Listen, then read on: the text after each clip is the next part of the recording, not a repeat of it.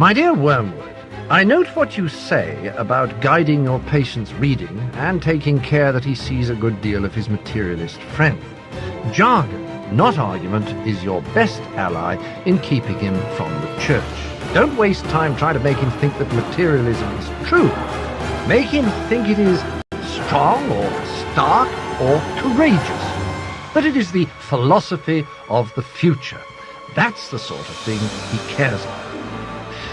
The trouble about argument is that it moves the whole struggle onto the enemy's own ground. He can argue too. I once had a patient, a sound atheist, who used to read in the British Museum. One day, as he sat reading, I saw a train of thought in his mind beginning to go the wrong way. The enemy, of course, was at his elbow in a moment. Before I knew where I was, I saw my 20 years' work beginning to totter.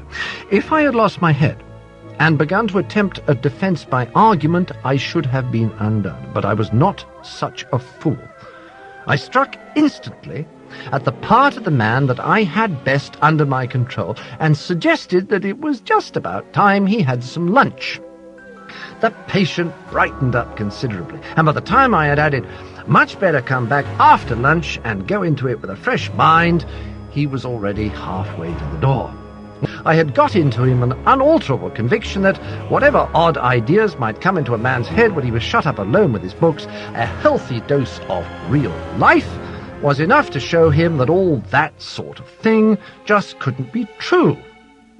I note with grave displeasure that your patient has become a Christian.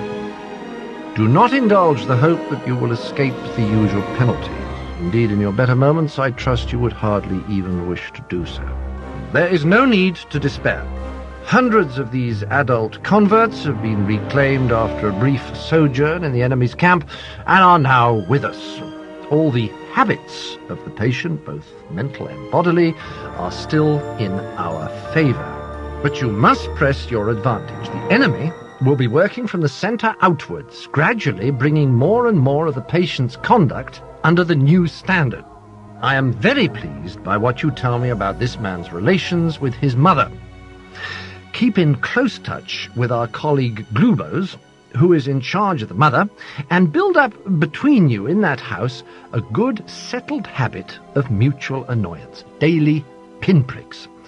It is no doubt impossible to prevent his praying for his mother, but we have means of rendering the prayers innocuous. Make sure that they are always very spiritual, that he is always concerned with the state of her soul and never with her rheumatism.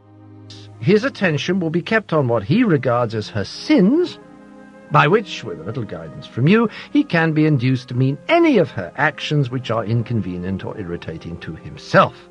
Thus you can keep rubbing the wounds of the day a little sorer, even while he is on his knees. The operation is not at all difficult, and you will find it very entertaining. Your affectionate uncle, Screwtape.